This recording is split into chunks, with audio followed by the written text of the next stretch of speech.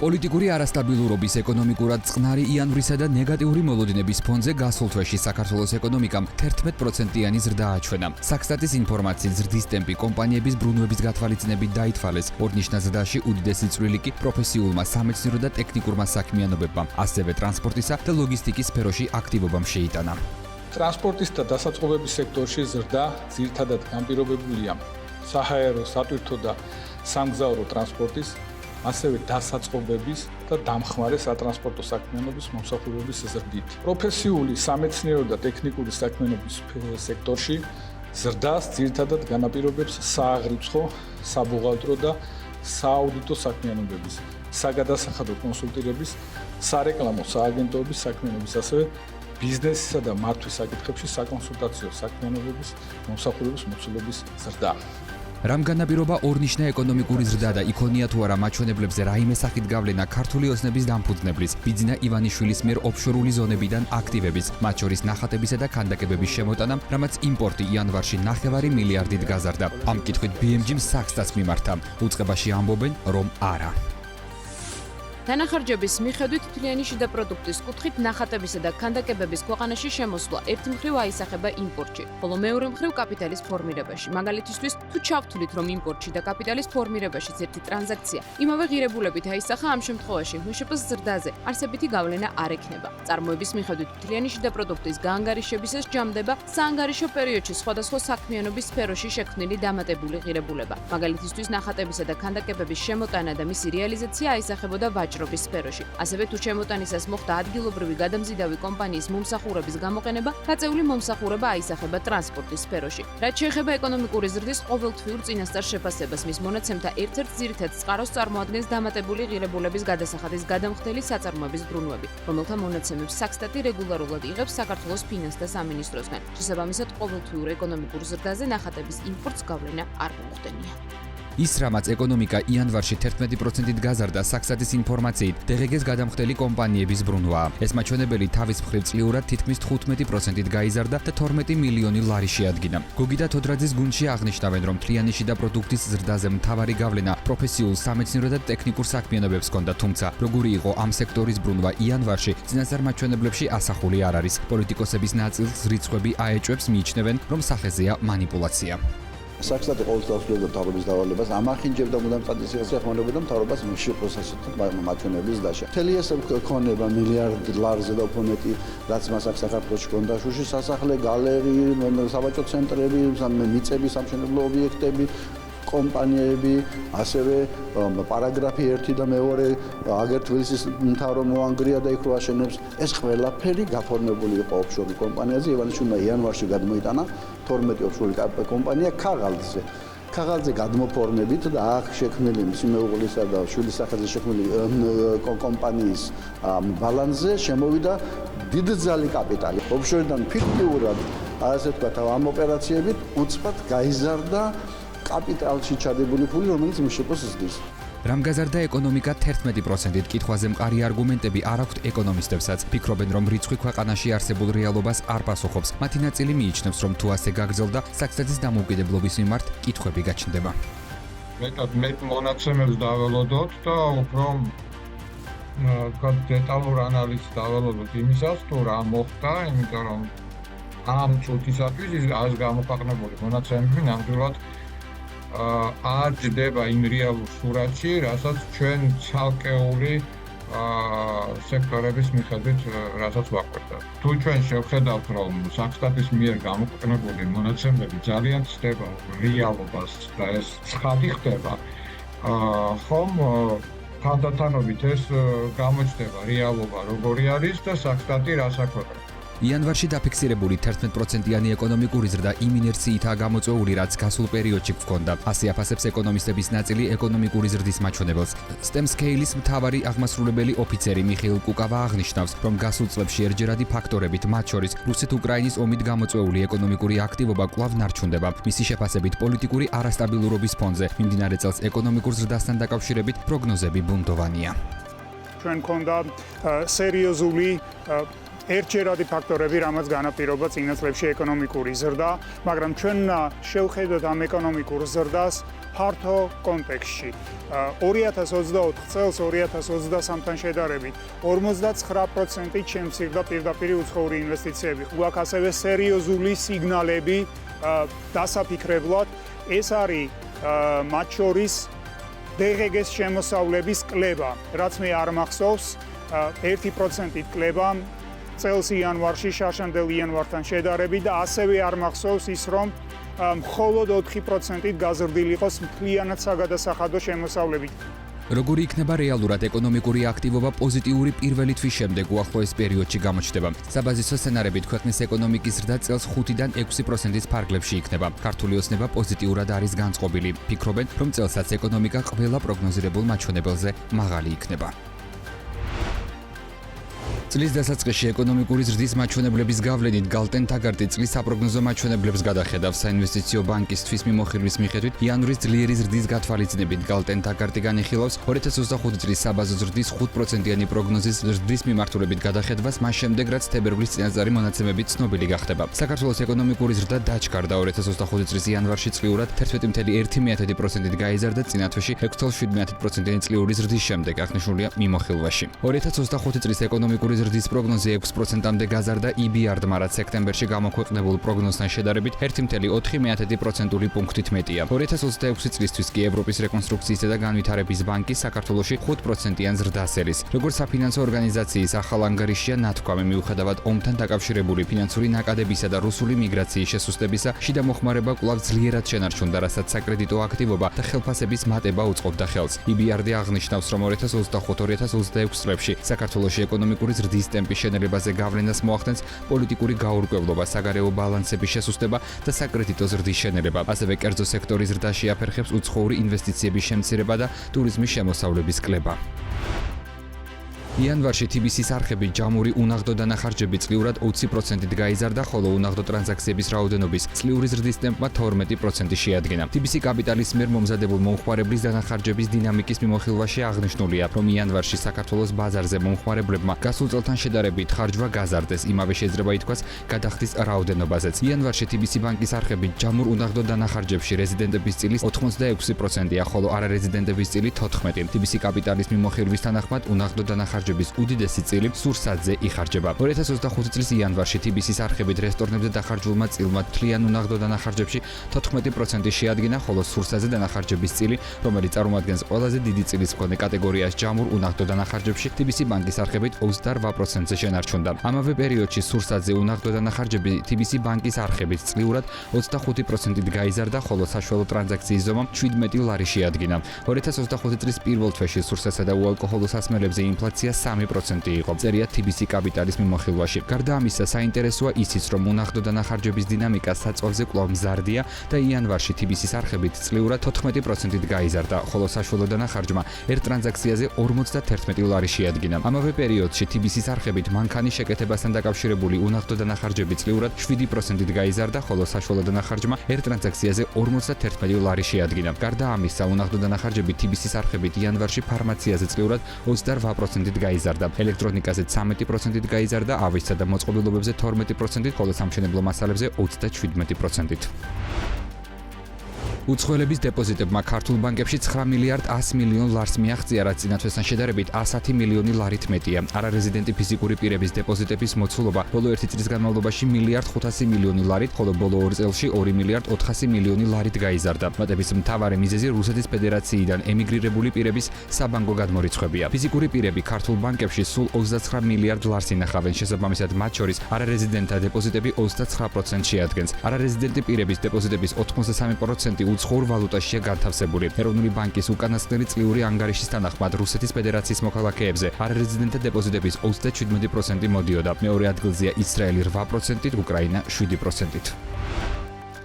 საპენსიო სააგენტოს მმართველობითი საბჭოს საქმიანობა მიმართული იქნება, რომ საპენსიო ფონდის დამზოგველთა ინტერესები მაქსიმალურად დაცული იყოს. ამის შესახებ საქმის კურსთან საპენსიო ფონდის მმართველობითი საბჭოს ახლად არჩეულმა წევრმა გია მორჩილაძემ განაცხადა. გია მორჩილაძე, რომელიც ლიცენზირებული აქტივების მმართველი კომპანიის Foresight Investment Group-ის დირექტორია, ამბობს, რომ საბჭო დამოკიდებული იქნება და ყველა საინვესტიციო გადაწყვეტილება მხოლოდ მონაწილეთა ინტერესების სასარგებლოდ იქნება მიღებული. გია მორჩილაძე ასევე აცხადებს, რომ საბჭოში მისი არჩევით ინტერესთა კონფლიქტი არ იქნება, რადგან კანონის თანახმად მმართველობითი საბჭოს წევრებთან დაკავშირებულ კომპანიებს საპენსიო დანაზოგებთან შეხება ვერ ექნებათ. ცნობისთვის საპენსიო ფონდის მმართველობითი საბჭო 9 წევრით უკვე დაკომპლექტდა. შესარჩევი კონკურსის შედეგად 8 კანდიდატი შეირჩა, მათ შორის 3 უცხოელი და 5 ქართველია. მე-9 თანამდებობრივი წევრი კი ეკონომიკის სამინისტროს კაპიტალის ბაზრის განვითარებისა და საპენსიო რეფორმის დეპარტამენტის ხელმძღვანელი გიორგი გურგენიძეა. ჩვენ სულ ყველა ფუნქციონირებთ სხვადასხვა ქვეყანაში, ზოგი საქართველოში, ზოგი უცხოეთში კაპიტალის ბაზარზე. კაპიტალის ბაზრის მონაწილე კომპანიებში და ყველა შემთხვევაში ჩვენ პროფესიონალები ვართ საინვესტიციო საქმიანობაში, ძალიან კარგად გვესმის არა მარტო ეს საქმიანობა, არამედ ის პასუხისმგებლობაც, რომელიც ჩვენი ქვეყნის დამზოგველების, საპენსიო ფონდის დამზოგველების, ჩვენი მომავალი თაობის წინაშე. რა თქმა უნდა, ეს ჩვენ სულ ყველანი ვიქნებით, ჩვენი მმართველობითი საბჭო იქნება დამოუკიდებელი და მხოლოდ და მხოლოდ ყველა გადაწყვეტილება იქნება საპენსიო ფონდის წარმატებული ფუნქციონირებისათვის და საპენსიო ფონდის მონაწილეთა დამზოგველთა ინტერესების სასარგებლოდ. საპენსიო ფონდი, მისი შექმნა და მთელი ეს რეფორმა ეს დამოუკიდებელი საქართველოს ან თანამედროვე საქართველოს ისტორიაში მინდა ვთქვა, რომ ერთ-ერთი ყველაზე წარმატებული პროექტია. აქ უკვე 6 მილიარდი ლარია შეგროვილი, წარმატებით ფუნქციონირებს იქ, სერვისები ძალიან კარგად არის ორგანიზებული და ეს სასახელო პროექტია, რომელიც უნდა გაგრძელდეს და წარმატებით ფუნქციონიროს ჩვენი ქვეყნის და მისი დამზოგველების სასარგებლოდ. 2024 წელს საქართველომ 3 მილიარდ კუბური მეტრი გაზი მოიხმარა. შარშან ქვეყანაში გაზის მოხმარება თითქმის უცვლელი დარჩა. ტრადიციულად თითქმის სრულად იმპორტირებული გაზი მოიხმარა საქართველოს. გაზის მოხმარება რომ არ გაიზარდა, ამის ერთ-ერთი მიზეზი თბოსადგურები გახდა, რომელიც შარშან მთავრობამ ნაკლები დატვირთვით აამუშავა. შედეგად თბოსადგურების გენერაცია წლიურად 18%-ით შემცირდა, რაც თავის მხრივ გამოწვეული იყო გაზრდილი იმპორტით, ჰიდროგენერაციით, ასევე ექსპორტის შემცირებით. შარშან ქვეყანამ ჯამში 400 მილიონ დოლარამდე ღირებულების გაზი იყიდა რუსეთიდან და აზერბაიჯანიდან. აქედან 145 მილიონ 700,000 დოლარის ღირებულების გაზი რუსეთიდან ვიყიდეთ, 254 დოლარის აზერბაიჯანიდან. სამთვეზე მეტი გარიგების გარეშე ენერგეტიკულ ბირჟაზე ვაჭრობა ბოლოს 12 ნოემბერს შედგა. ენერგეტიკული ბირჟის პირველი წელი, როგორც მოსალოდნელიც იყო, არ იყო აქტიური. გამომდინარე იქიდან, რომ პლატფორმაზე ვაჭრობა სავალდებულო არ არის და ელექტროენერგიის ყიდვა-გაყიდვის გარიგებები ძირითადად ბირჟის გარეთ დგება. 2024 წლის ბოლოს მდგომარეობით ბირჟაზე 21 მონაწილეა რეგისტრირებული, მათგან 9 ელექტროენერგიის მწარმოებელი, 7 საბოლოო მომხმარებელი, 3 სისტემის ოპერატორი, 2 კი მიმწოდებელია. 2024 წელს ბირჟაზე ჯამურად 17490 მეგავატ-საათი ენერგია ივაჭრეს, ხოლო საშუალო შეწონილი ფასი 13.45 თეთრი იყო კილოვატ-საათზე. იქიდან გამომდინარე, რომ საბალანსო ელექტროენერგიის თვის ფასი ყოველთვის უფრო მაღალი იყო, ვიდრე ბირჟაზე ამ თვის განმავლობაში დაფიქსირებული უმაღლესი ფასი, ელექტროენერგიის მყიდველებმა ჯამურად დაახლოებით 440,000 ლარი დააზოგეს. 2024 წლის ივლისი-დეკემბრის განმავლობაში ბირჟაზე მოთხოვნა მკვეთრად მეტი იყო მიწოდებაზე. მაგალითად, PPA სადგურების ნაწარმოები, ელექტროენერგია და იმპორტული ელექტროენერგია იყიდება ორმხრივი ხელშეკრულებებით. ბირჟაზე მომხმარებელს კი არ ხვდება საკმარისი ელექტროენერგია, რადგან ის უკვე გაყიდულია ბირჟის გარეთ. CEMEC-ის თავმჯდომარე ვარაუდობს, რომ გაზაფხულიდან ბირჟა უფრო გააქტიურდება, რადგანაც ქვეყანა გაცილებით ჭარბ და იაფ ენერგიას გამოიმუშავებს. დავით ნარმანია არ ფლობს ინფორმაციას, რა ფორმით დაიწყებს ბირჟა 1 ივლისიდან ოპერირებას და ვისთვის გახდება ბირჟაზე ვაჭრობა სავალდებულო, თუმცა მისი ვარაუდით პირველ რიგში ეს მსხვილი მომხმარებლები იქნებიან. ბირჟა არის საინტერესო მომხმარებლებისთვის და კიდევ უფრო მეტი ვარაუდობ, რომ მეტი დარეგისტრირდება გაზაფხულიდან, როცა იქნება ჩვენთან უფრო იაფი და ჭარბი ენერგია. ის თუ სრულად როდის გაიხსნება და როდის გადავალთ ამ ახალ მოდელზე არის საქართველოს მთავრობის გადასაწყვეტი, ვინაიდან სწორედ მთავრობის კონცეფციის მიხედვით არის დადგენილი ბაზრის გახსნის ცალკეული ეტაპები.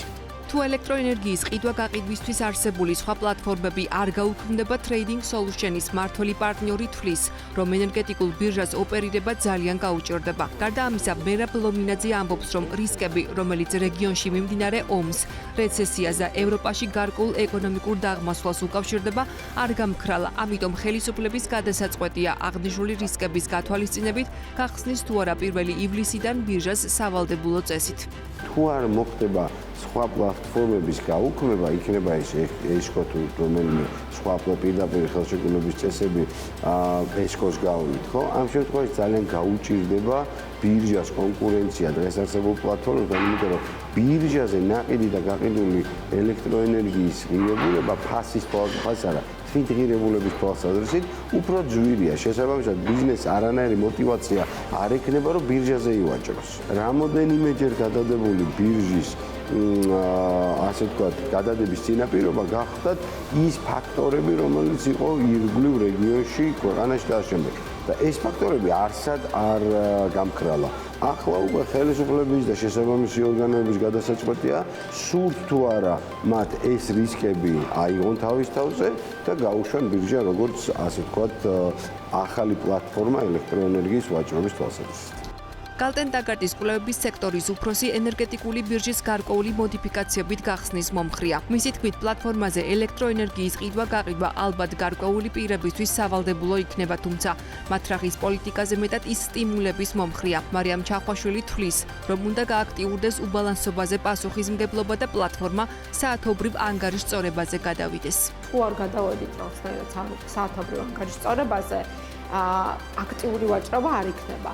თუმცა რაღაცა პრაქტიკა რო იქნება, უკვე კარგია. თუ სავალდებულო იქნება ვიღაცაებისთვის, გააჩნია ვისთვის იქნება, რომ ეს ფასი რაც ბაზარზე დაჯდება, იყოს სწორი სიგნალების მომტანი. ანუ არ უნდა იყოს ისეთი კომპანიებისთვის, ვინც ცოტა დამახინჯებულად გააკეთებს ბიდინგს ამ ბაზარზე. ბაზრის მთავარი აზრი არის, რომ სწორი სიგნალები წავიდეს, ფასის მიერ სწორი სიგნალები წავიდეს ბაზარზე და ამიტომ მაქსიმალურად ის მომაგეთებს, რომ სწორი ფასდადება გამოჩნდეს ამ ბაზარზე.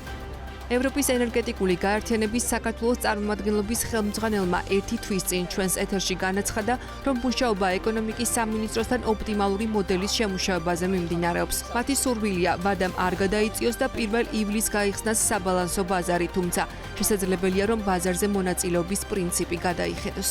დამტკიცებულ კონცეფციაში გათვალისწინებულია, რომ ზოგიერთმა ბაზრის მონაწილემ სავალდებულოდ უნდა ივაჭროს მხოლოდ და მხოლოდ ბირჟაზე.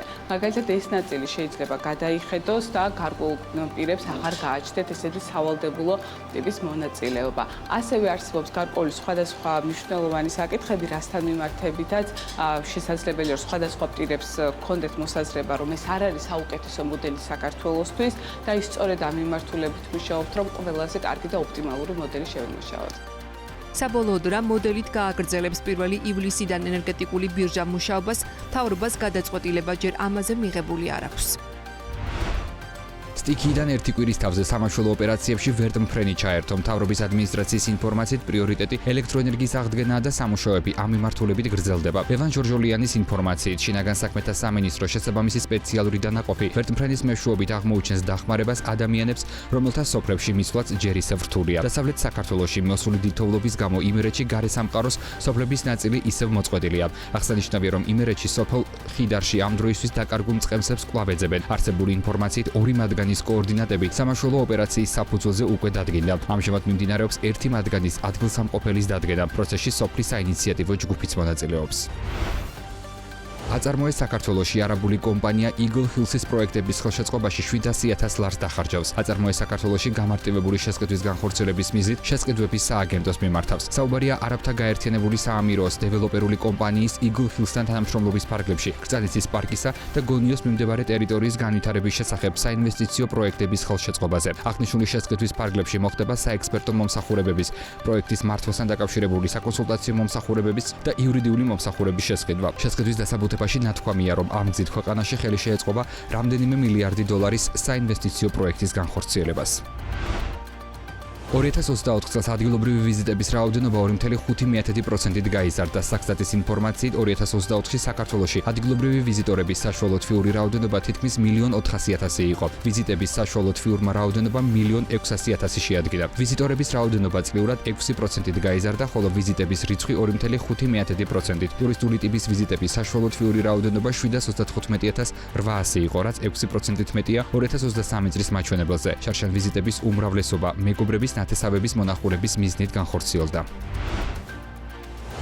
ქართულ უნივერსიტეტებში უცხოელი სტუდენტების რაოდენობა მზარდია. საქსტატის მონაცემებით ამ ეტაპზე ქვეყნის მასშტაბით არსებულ უმაღლეს სასწავლებლებში ჩარიცხული 187,000-ზე მეტი სტუდენტიდან 37,000-ზე მეტი უცხოელია. საქართველოს უმაღლესი განათლების მისაღებად ძირითადად აზიელი ახალგაზრდები ირჩევენ. სტუდენტების საერთო რაოდენობის 10-15% სხვადასხვა ქვეყნის მოქალაქეა, მაგალითად კავკასიის უნივერსიტეტში, სადაც სხვადასხვა ქვეყნის სტუდენტებს შორის როგორც აზიური, ისე ევროპული ქვეყნების მოქალაქეები არიან. უნივერსიტეტის დამფუძნებლის შეფასებით ქვეყანაში უცხოელი სტუდენტების მზარდი რაოდენობის შესანარჩუნებლად მთავრობის მწყობრი პოლიტიკა და საკითხის პოპულარიზაცია საჭიროა. ძირითადად არის აზია და აფრიკა, რა თქმა უნდა, ევროპელებიც ყავს და ძალიან მიხარია რომ ბავშვები ფრანგები იგივე ფრანგები სწავლობენ ჩვენთან, რომელსაც რეალურად სურდათ საფრანგეთში პოსტისწავლო, მაგრამ მოდიან და ჩვენთან იყიდენ თანხას და ჩვენთან სწავლობენ კავკასიის უნივერსიტეტში. ტრენდი იზრდება, ახლა დაემატა კიდე აზიის სხვა ქვეყნები, როგორც არის დაუშვათ იგივე მალაიზია, მიანმარი, ეხლა სხვადასხვა ბუნებიდან დაგვუნდი გუშინ წინ და ბუნელებსაც, რომელსაც ძალიან დიდი ფული აქვს ინტერესი აქვს საქართველოში ისწავლონ, ისე როგორც მალაიზიელებს, რომელსაც ასევე ძალიან დიდი ფული აქვს და უნდათ რომ საქართველოს იყოს მათთვის დესტინაცია. ფიქრობ რომ მეტად უფრო ღიად უნდა იყოს მაინც ქვეყანა უცხოელებისათვის, მეტად უფრო მეტი PR კამპანია აწარმოოს საქართველოს მთავრობამ ან თუნდაც ამ ჩვენ სამი ქვეყნებში რომ მეტი უცხოელი სტუდენტი ჩამოვიდეს და ისწავლოს საქართველოში. სამი ინგლისურენოვანი ფაკულტეტი ამ დროისთვის ალტე უნივერსიტეტში, სადაც 45 სხვადასხვა ქვეყნის მოქალაქე სწავლობს. მათი ინფორმაციით ძირითადი დაინტერესება სამედიცინო მიმართულებაზეა. მთავარი რასაც უცხოელი სტუდენტები ყურადღებას აქცევენ ქვეყნის უსაფრთხოება და საცხოვრებელი ფართის მოძიება, რომელიც ხშირად არა მხოლოდ უცხო ქვეყნის მოქალაქე სტუდენტებისთვის, არამედ ქართველებისთვისაც პრობლემაა.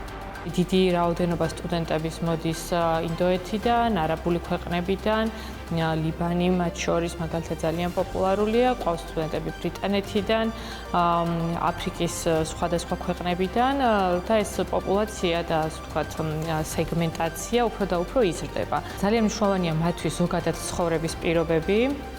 როგორც ხელმისაწვდომობის თვალსაზრისით, ასევე უსაფრთხოების თვალსაზრისით, ამიტომ კიდევ ერთხელ მივდივართ ქვეყნის პოპულარიზაციის ნაწილში, როგორც განათლების, ასევე თავისთავად როგორც ქვეყნის, თავის ასე ვთქვათ, ხასიათით, სტუმართმასპინძლობით. ძირითადად არის მაინც ხოლმე საცხოვრებელი სივრცეების მოძებნის საკითხი, რომელიც არა მხოლოდ უცხოელი სტუდენტებისთვის, ქართველი სტუდენტებისთვისაც, რომლებიც სხვადასხვა ქალაქში მიგრირებენ, ვიცით რომ გამოწვევას წარმოადგენს, მით უმეტეს რომ მზარდი არის ფასები ბინებზე. ეს ნაწილი ნამდვილად არის გამოწვევა, მათ შორის უცხოელი სტუდენტებისთვისაც. განათლების ექსპერტები ამბობენ, რომ საქართველოში უცხოელი სტუდენტების მასობრივი შემოსვლა განსაკუთრებით შესამჩნევი მას შემდეგ გახდა, რაც საქართველოს სამედიცინო განათლების მსოფლიო ფედერაციის წევრი გახდა. განათლების მკვლევარი შალვა ტაბადაძე გვიხსნის, რომ 37,000 უცხოელი სტუდენტიდან 30,000 სამედიცინო მიმართულებაზე სწავლობს. მისი შეფასებით აუცილებელია, რომ ამ კუთხით მხოლოდ მზარდ შემოსავლებზე არ გაგეთდეს აქცენტი და ხარისხსაც მიექცეს ყურადღება. მით უმეტეს მაშინ, როცა საქმე ჯანდაცვის პროგრამებს ეხება. უბრალოდ რაოდენობაზე და შემოსავალზე გამოდევნებულებმა არ მიიღენოთ რეპუტაციული ზიანი, როდესაც სამედიცინო განათლებას გვაძლევთ ისე, რომ რეალურად კარგი მედიკოსები ვერ გამოდიან.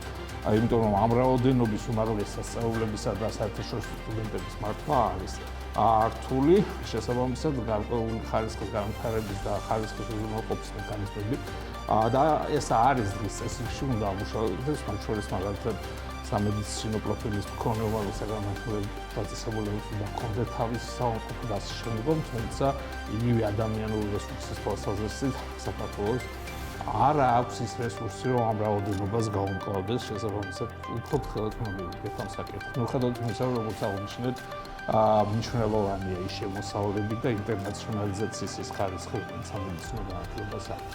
გალდენდაგარდეს ბოლო კვლევის მიხედვით უცხოელი სტუდენტების მზარდ რაოდენობას მნიშვნელოვანი ეფექტი აქვს უმაღლესი სასწავლებლების შემოსავლებზეც. გასულ წელს გამოქვეყნებული ინფორმაციით ბოლო 10 წელიწადში ამ კუთხით გენერირებული შემოსავლები 83 მილიონიდან 312 მილიონ ლარამდეა გაზრდილი.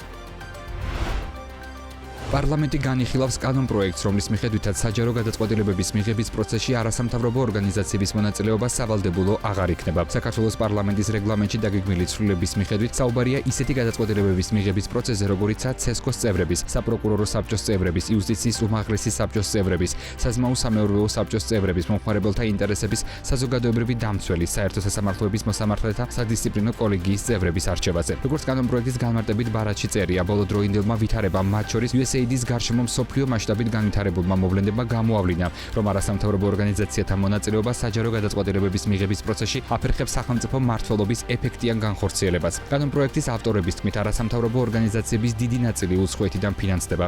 შესაბამისად, ისინი არიან დამფინანსებელი სახელმწიფოებისა და ორგანიზაციების ინტერესების გამტარებელი ორგანიზაციები. ამიტომაც მათი მტკიცებით საჯარო გადაწყვეტილების მიღების პროცესში NGO-ების ქმედებები დამყარებულია არა ადგილობრივი საზოგადოების ინტერესებზე, არამედ ისინი ემსახურებიან გარე ძალების პოლიტიკურ და ეკონომიკურ დღისწესრიგს.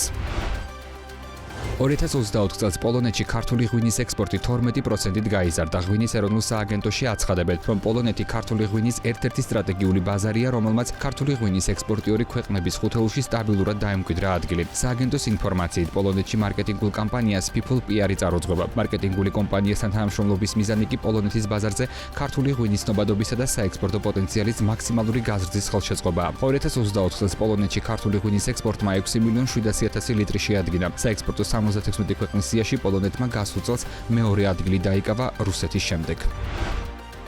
საქართველოში საბურავების იმპორტი 23%-ით გაიზარდა. კერძო საქსტატის მონაცემებით მიმდინარე წლის იანვარში $6,500,000 $3,000 ტონაზე მეტი ახალი და მეორადი საბურავები შემოვიტანეთ, მაშინ როცა 2024 წლის იანვარში საბურავების იმპორტმა $5,000,000 ღირებულების 2,600 ტონა შეადგინა. რაც შეეხება გასული წლის ჯამურ მონაცემებს, საქსტატის მონაცემებით იმპორტმა $112,000,000 ღირებულების 42,914 ტონა შეადგინა. 2013 წელს კი უფრო ნაკლები $6,500,000 43,560 ტონა ახალი და მეორადი საბურავები შემოვიდა. Wellness კურორტ ბიოლში კოტეჯების დაქირავება გაიაფთა. კომპანიის დამფუძნებელი თამაზ მჭედლიძე განმარტავს, რომ ფასების შემცირება უცხოელი დამსვენებლის რაოდენობის კლების გამო მოუწია. BMG TV-ს გადაცემა რედაქტორში კითხვაზე, ნოემბრის შემდეგ შექმნილმა პოლიტიკურმა კრიზისმა რა გავლენა იქონია ბიზნესზე, რომელიც მაღალ გადასახად უნარიან სეგმენტზე და ტურისტებზე ორიენტირებული, თამაზ მჭედლიძე პასუხობს, რომ ნოემბრის შემდეგ მათი ფინანსური მაჩვენებლები უარყოფითი იყო, რადგან მცირე დატვირთვა ჰქონდათ. უცხოელი ტურისტების ნაკადის კლების გამო ბიოლის დამფუძნებელს ფასების შემცირება მოუწია. ბიზნესმენი იმედოვნებს, რომ მდგომარეობა გამოსწორდება.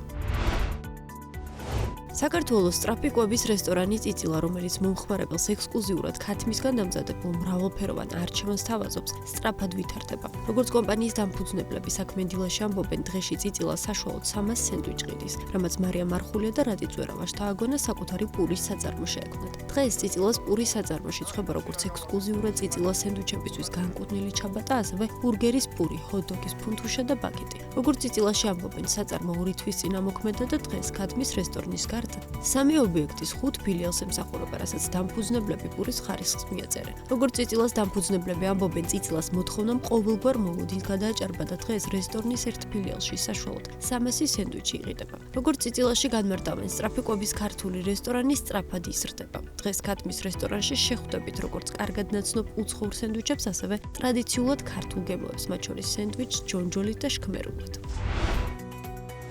საჰაერო გადაზიდვები ძირითადად ტემუს ხარჯზე გაიზარდა, აცხადებს Skylog-ის მმართველი პარტნიორი. გიორგი ზუმბაძე BMG-სთან აღნიშნავს, რომ 2,280,286 ტონა ტვირთიდან უმრავლესობა ტრანზიტი იყო. საქმე ის არის, რომ Avenius-ის ინფორმაციით საქართველოში საჰაერო გადაზიდვა წლიურად გაიზარდა. იანვარში ტვირთის მოცულობამ 2,288,286 ტონა შეადგინა. ზრდა 51%-ია. როგორც გამოცემა წერს, გასულ თვეში თბილისის საერთაშორისო აეროპორტის გავლით ყველაზე მეტი 492,611 ტონა ტვირთი თურქიშ კარგომ გადაზიდა. მეორე ადგილზე ჩინური Yuto Cargo Airlines-ია. სამეულს ქართული სატვირთო ავიაკომპანია Geos გაიხურავს.